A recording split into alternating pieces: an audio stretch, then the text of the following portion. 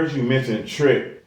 I heard you mention JT by being from the crib. How many of y'all did any work with those dudes? Yeah, we got a lot of. Yeah, I was signed with them. Tell me you signed with Dunk Ryders. Dunk Ryders. Yeah. As an artist, a producer? Both. Okay. Yeah, so I got with Trick when I was like 16, around about 16. Mm-hmm. Signed with them as an artist and a producer. And this is right when Dunk Ryders was just getting started. Like Trick literally was just getting ready to start Dunk Ryders. There were no artists yet. Nobody was signed. So I signed with them. How you got with Trick? Long story short, you know what I'm saying, we was just talking about the clique that we had, Too Hot. Mm-hmm. It was us Deerfield boys and all the Northeast boys and Lauderdale boys. We all clicked up together.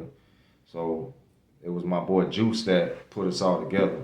So it was 5 of us really that was really hanging out a lot in Deerfield, and it was me, Juice, Cam, my boy Mike, and Skrilla, and also my boy Sleazeball. But one night my boy Mike was like, "Yo, let's try to get Rush a show." This is when we was like getting active as a trying to be a record label and me doing my music. My boy Mike was like, there wasn't shit going on. We just sitting around. My boy, shout out my boy MZ, my boy Mike. Mm-hmm. He was like, man, let's go to South Beach and try to get Rush a show. Like, let's just try to do something. We ain't shit was going on. We was sitting around bored. So we ended up going to South Beach. We walking around. And long story short, it was a club called Club Zeno's. Mm-hmm. And Trick Dad ended up being the manager at that club. So that's how we ended up first. We first met Trick Daddy's dad, Pops. Shout out Pops. You know what I'm saying? Mm-hmm. And then long story short, after meeting him, Juice ended up finding Trick Daddy's brother's number, which was also Trick's manager, Chuck, Charles Young. Mm-hmm. Same name as his dad, Pops. So just through that process, ended up getting a deal with them through Juice, calling Chuck and us setting a meeting with him, and then between us meeting Pops, getting a relationship with Pops, you know what I'm saying? Ended up meeting Trick, and eventually I ended up signing with them. You had a single that they heard that they liked, or yeah, a beat or something like that? Gave them a beat CD? I had a mixtape at the time. Mm-hmm. It was called Rush Hour, a minute before Rush Hour. Rush Hour, minutes before Rush Hour? A minute before Rush Hour. Yeah, that's dope. Yeah, it was. That's what's on that though. It was 4:59, because backwards is 9:54. Yeah. Minute before Rush Hour. So that was a mixtape. They fucked with the mixtape, but there was one song that Pops really loved. It was a beat that Pops fell in love with. I let Pops hear a beat, and he fell in love with that beat. But there was a song called 411. I had a song called 411, and this shit was like number 1 on 102.3 Local Love. And that's the record that they fell in love with, and they liked it so much. And Atlanta, it caught the attention of Mike Caren at Atlantic Records, because at the time Trick was working with Atlantic Records on the album he was working on, which was gonna be backed by Thug the Man. Mike Caren, shout out. What ended up being the album backed by Thug the Man. So they heard this song 411. It caught the attention of Chuck, Trick, and Mike Caren. I really think it was Mike Caren, because I'm the type of records he likes. You know what I'm saying? It was like some catchy type shit. So they bought the shit for like $4,000. The song? That was the most I ever got paid at that time for any type of piece of beat or music or This song. is still as a teenager at the time? I'm 16 at this time. Dang, okay. Sold them the song for like $4,000. And in the long run, they never even put the shit out. So I got paid $4,000 for the track. And that's what started my relationship with Mike Caren at Atlantic Records. Mm-hmm. So at that time, I'm signed with Trick and them, and I'm just submitting beats and hooks and songs. Cause I'm trying to be an artist at the same time, but I'm taking a lot of the songs I'm making and I'm just giving them to them, seeing what they like. You know what I'm saying? Mm-hmm. So that's how that started, and then I ended up making the song Bet That. I got Mike Caren was sending me beat CDs. Like every month, Mike Caren from Atlantic Records started sending me beat CDs. I get a brown envelope sent to my crib, open it, be a CD, and it had like all types of big producers on it. It had Manny Fresh beats on it. It It had runners beats on there. it. You notice he said he had to open an envelope with a motherfucking CD in that bitch. Yeah, brown envelope with a CD in that bitch. And that's how I found the Bet That beat. I found the Bet That beat. I wrote the song meaning to write for me. I wanted it to be my song. Mm-hmm. So I wrote the song with my song. It had 3 verses on it. And I gave it to them boys. Before it went other places, I sat in the car with them at the crib one day. I was like, man, this bitch go hard. And before What's Bet That? So the people know exactly what you mean by Bet That. So Bet That ended up becoming Trick Daddy's lead single. You know what I'm saying? It's called Bet That by Trick Daddy. It's the lead single on the album Backed by Thug the Man.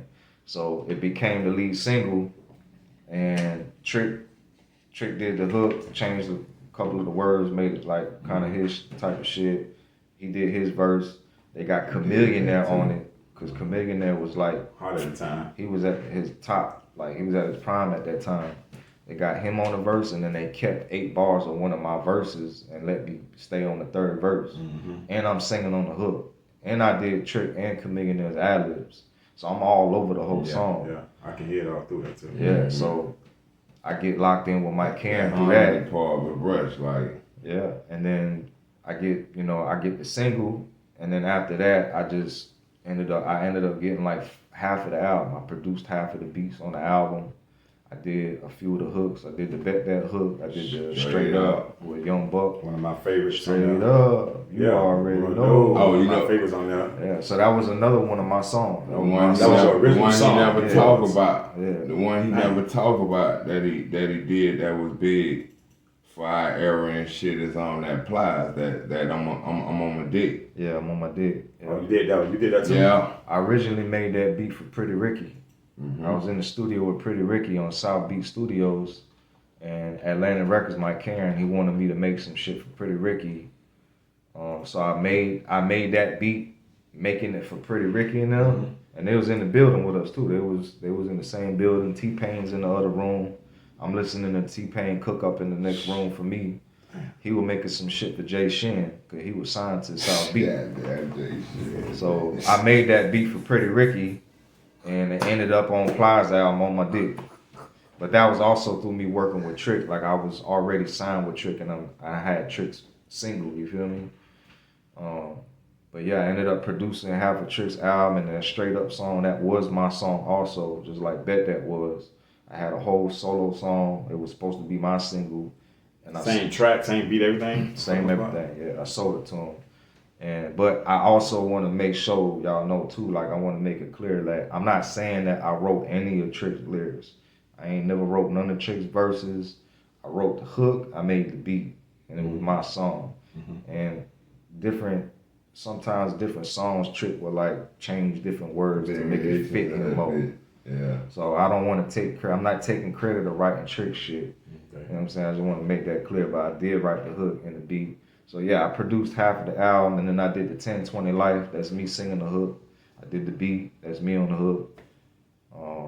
And then that's what led to the Plies placement. I got the On My Dick placement on Plies album. Mm-hmm. Then shortly after that, in the process of all that happening, they started having me go out to meet Khaled at 99 Jams. So I would go to 99 Jams, and me and Khaled would chop it up like this in the office at 99 Jams. Mm-hmm. I'm bringing him beats. They're like, go bring Khaled some beats. You know what I'm saying? So now I'm bringing Khaled beats, giving them beat CDs. Like, hey, I got this new artist I'm working with, and he's from Deerfield. I'm like, Deerfield? I said, I'm from Deerfield. I said, who you talking about? He's like, his name is Ace Hood. Mm.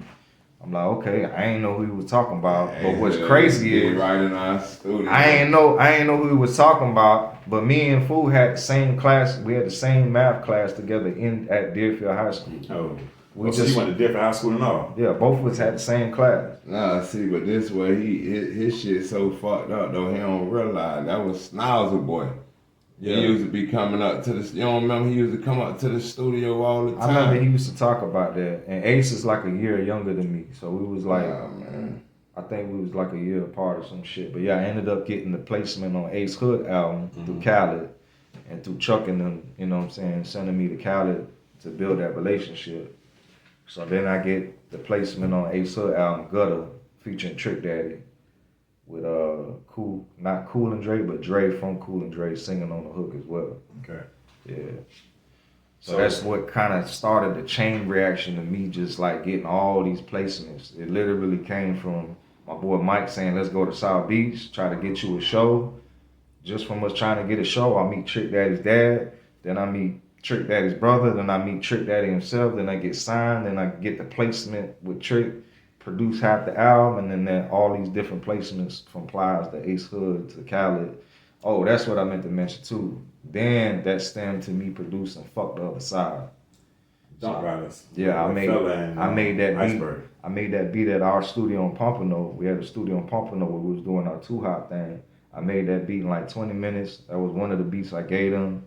Iceberg came up with the hook. He did the Fuck the Other Side hook. He did his verse, and it became Fuck the Other Side. So then that ended up on DJ Khaled's album. Now I got a DJ Khaled placement.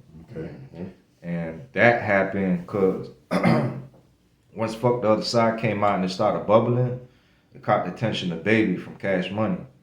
So now we signed with Cash Money from the Fuck the Other Side single. Based off that single, they signed us. They signed Dunk Ryders to Cash Money. Oh, I never knew that. Now we over there at Cash Money. I'm over here with Birdman like this.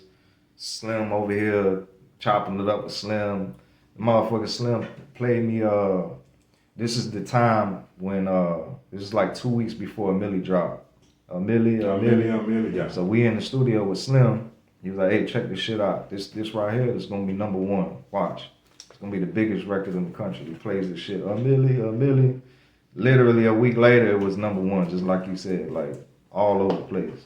So that was just so y'all know, like the time era that was. That's when we was over there with Cash Money. At the same time, Khaled was with Cash Money too. So we Dunk Ryders, Khaled, and Cash Money, we all over there. And that's how the Fuck the Other Side song ended up on Khaled's album. And Khaled's working at 99 Jams at the same time. So he's pushing the shit. That could have been one of our situations too. Yeah. Hey, you feel that could have. And then Cash Money, they shot the video and they marketed the song. And like I said, Khaled definitely helped. When y'all did that Jams. Fuck the Other Side, you knew that was gonna be as big as it became? I didn't even usually when I make a beat and I feel like it's that hot, I try to at least do a hook or a song on it. Like it will inspire me to right away. I'm hopping on it. You know what I'm saying? When I made that beat, I didn't even think nothing of it.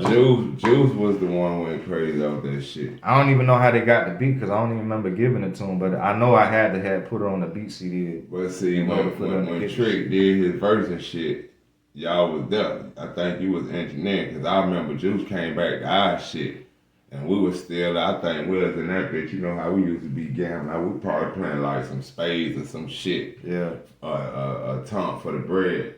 And I remember Juice was like, I remember he just kept saying a nigga, he kept saying his verse when he kept on saying, he say, what the fuck he said on that shit? With the German AK or some shit like that. What that's straight up.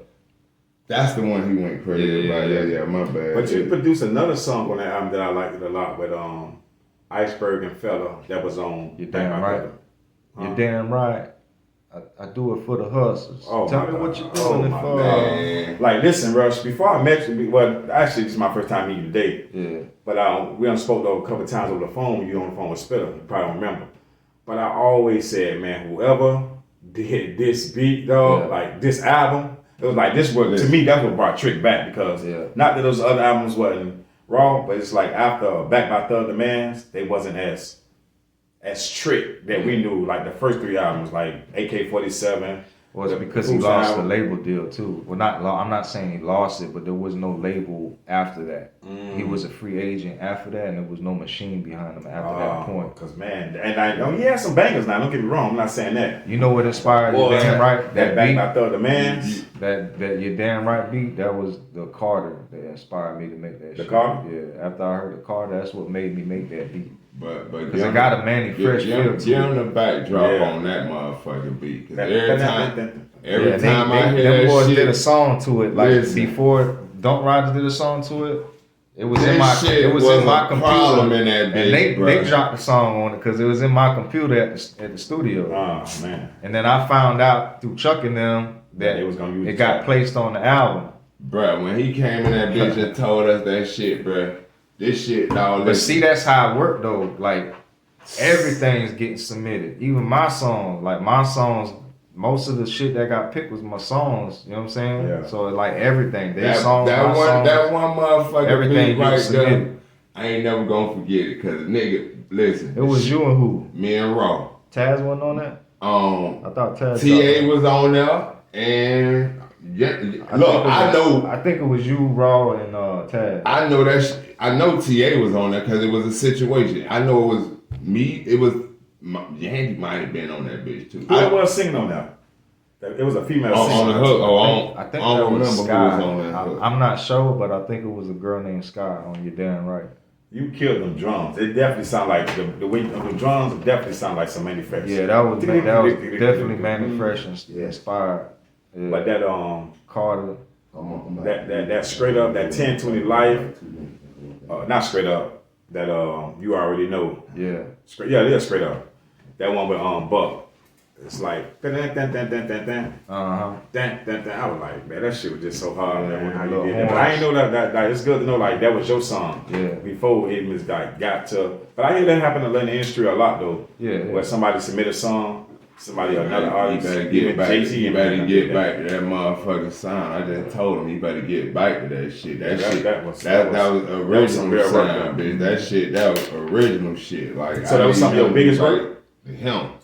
My biggest work, I would say, would be Fuck the Other Side. Fuck the Other Side. It surpassed the Black by the Man production. I mean, the biggest I would say would be Bet That because it was a lead single. Okay. And it was a music video. It was on 106 and Park. It was on billboards. I would say that's the biggest. But I only wrote on that song and featured and performed on that song. I didn't produce that beat. The Runners made that beat. So the biggest, as far as production, it would be Fuck the Other Side because I made that beat. But it would be them two though. Like I would say Bet That and Fuck the Other Side.